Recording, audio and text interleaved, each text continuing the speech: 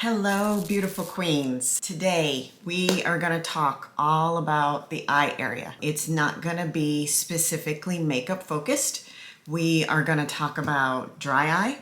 We're going to talk about loss of volume in this area. And if you're over 40 and you're noticing these changes, you're not alone. I've been there, I'm still there, and I've learned a lot through my own personal research, through talking with other doctors, and through some trial and error. And I would like to share what is or is not working for me and some of the things that I've discovered. So in this video, I'll share the causes, I'll share solutions, and some makeup tips that really work. Plus, I'll go ahead and I'm also going to recommend a couple of lightweight concealers that are really good for our skin. So let's first talk about dry eye. I never expected to deal with this, and quite frankly, when I first started experiencing it, I didn't even realize what it was. And contrary to what people may think, when you're experiencing dry eye, there's a couple of things that are going on, right? Your eyes may hurt, your vision may not be as clear as you're used to it being, and your eyes may water a lot. And for me, that last point was what I was dealing with, especially with this eye. Sometimes it gets absolutely crazy and it just runs and runs and runs. And it makes it super challenging when, especially if you're like me and you wear makeup pretty much on a daily basis. I would put makeup on and then I'd be like, what was the point? Because, you know, all my eyeliner or half my eyeshadow's gone on this eye. So there's a few different reasons, right? Why we could potentially be dealing with dry eye. It could be allergies. I know that, I do have seasonal allergies as well as, normal allergies as far as like dealing with dust and that sort of thing. It could be thyroid disorder, whether you're hyper or hypo, that can also cause dry eye. I am hypo. Eye surgeries. If you've had LASIK, if you've had lens replacement, which I've had, or you've had cataract surgery, that will also cause dry eye. And your surgeon will typically tell you that. That can get better over time, or it may never get better. And then the other thing is, hormonal changes. As we age, right, it seems like all the fluids in our body are not cooperating like they used to, and we tend to get drier, not only in our skin, but also in the eye area. And of course, you have environmental factors like,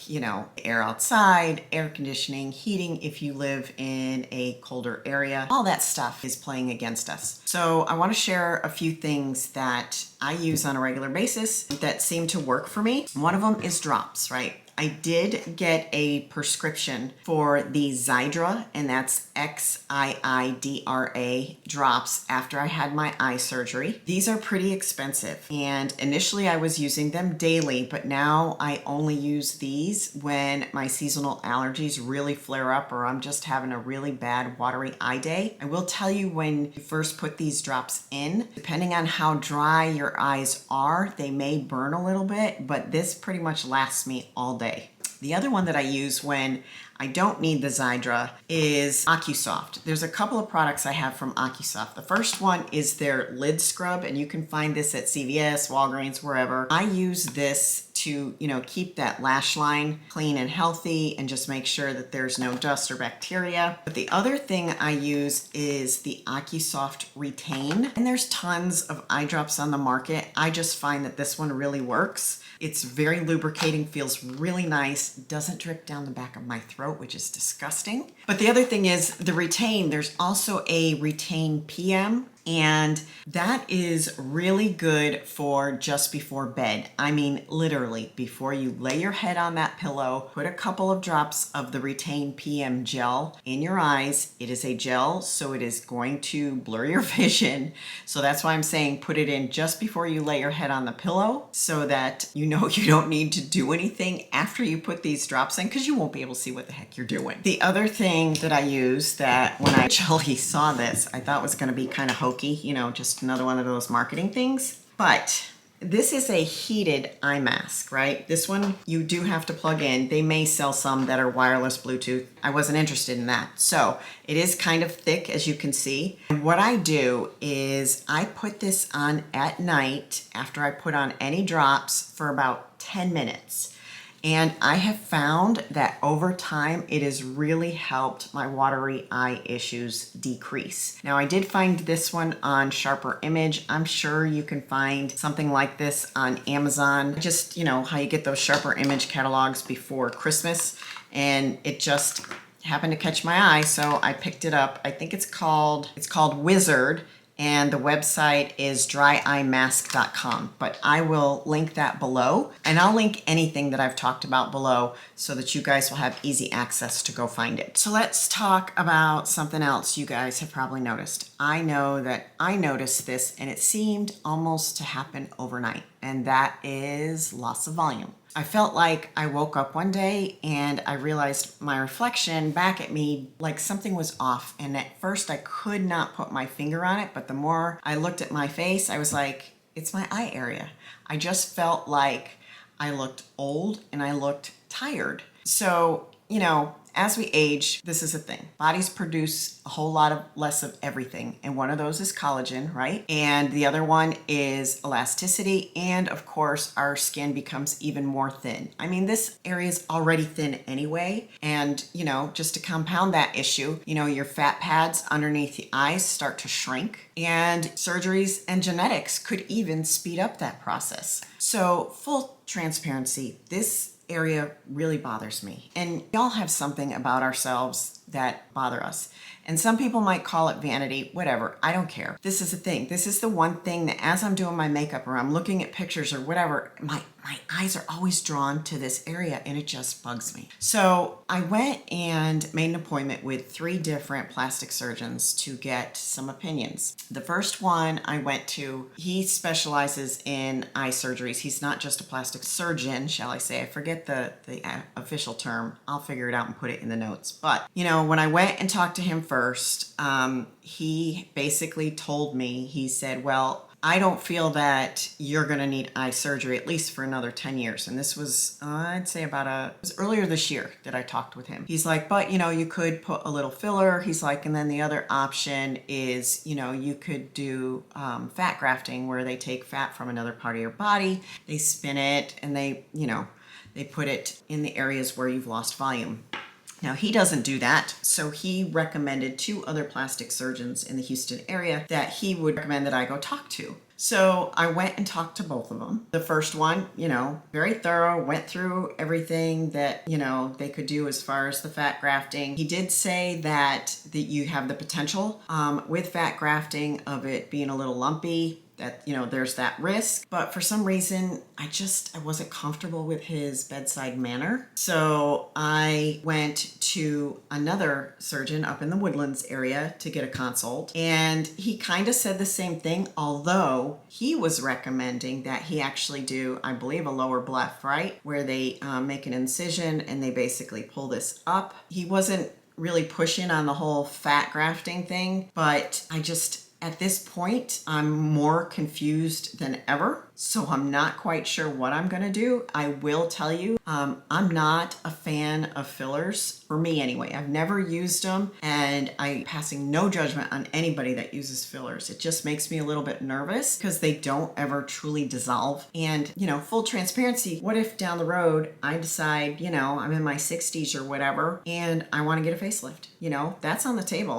I'm not opposed to getting a facelift. If that happens, I don't want to have to deal with having filler removed. So filler for me right now, the way I feel, is off the table, but I am going to continue to do some research, and I'm probably going to engage one of those consulting firms that will vet surgeons for you and make a recommendation for a surgeon that would be ideal for dealing with this area, because I just want to make sure I'm well educated before I make any decisions, because it's a big decision and an expensive decision. The other way that we can address this area obviously is through makeup. And I will tell you, honestly, I've not perfected this yet. So I still do a ton of homework and a ton of trial and error and watch a ton of videos from others that are experts in that mature space to make sure that I am trying every technique possible. So 2 things that I do is every day when I'm doing my skincare, I put under eye patches on. And there's 2 that I really like. I typically will put my eye cream, although we can talk about eye creams another day because I actually have an opinion on that.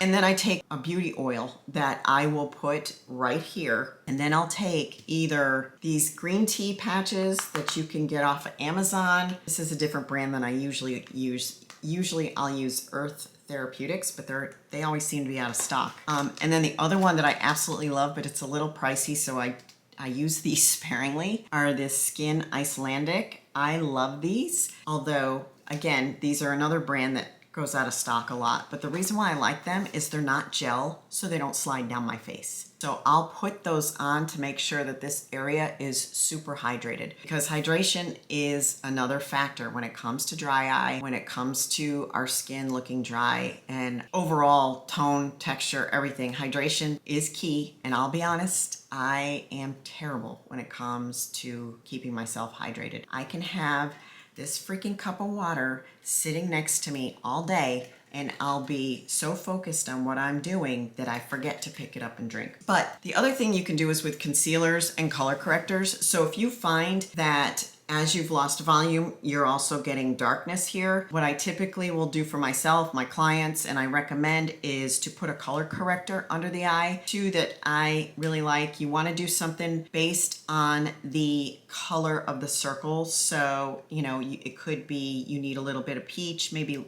a little yellow. Yellow will brighten, lavender will brighten, peach will cover that darkness. Tasha Denona High Glam, and this one's a C1, so it's cool one, but it's a very light peachy. You can see this. I don't want to get too close because my camera never seems to behave when it comes to focusing. Another one I really like is from Nicole Beauty, and I love this because it's a pencil. It's so easy to use. It's called Just Peachy. It's she has this in a darker shade as well if you happen to be darker skin tone, but you just put it where you need it. I tap it in with my fingers because they're nice and warm.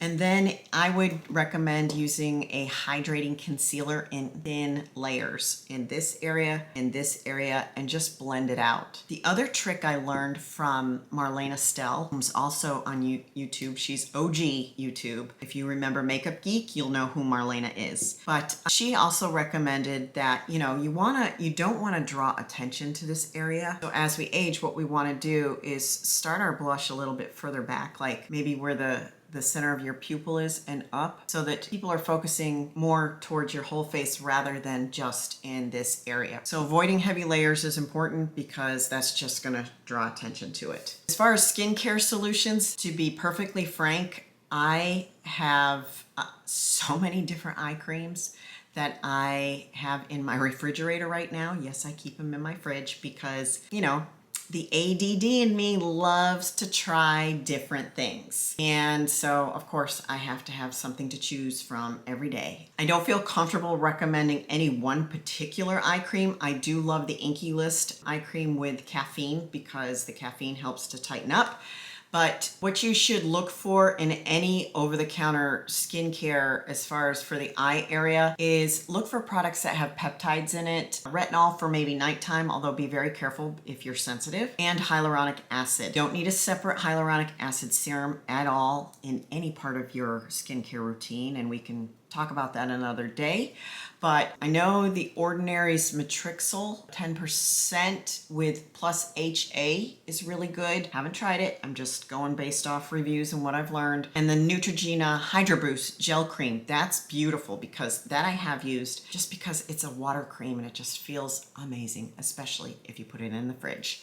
As far as professional grade, like stuff you can get at a med spa or the derm store or any one of those high-end products, I've heard, I don't know for certain, that Skin Better's Interfuse eye cream. I do need to do a little bit more homework on that. I have not ordered it, so I can't say that I've tried it, but I have heard that that is really good as well. So, let's start a conversation. Have you or do you experience these challenges? I would love to hear your comments. I'd love to hear any tips that you guys have that work for you. If you want more personalized advice or if you want to need a little bit of coaching on adjusting your makeup routine, you can go to my website and you can book a one-on-one beauty coaching session. And then also find a link to my free guide on how to avoid choosing the wrong foundation. The guide I put together a little while ago, and I've got that available for you guys. I also have a free guide if you sign up for my email list on doing a skin reboot. January seems to be the time for new starts, new beginnings. That's why I find a lot of content creators talking about skincare and all the brands pushing skincare because, you know, January seems to be skincare month. So I want to thank you guys for hanging out with me today. I truly appreciate it. Don't forget to please like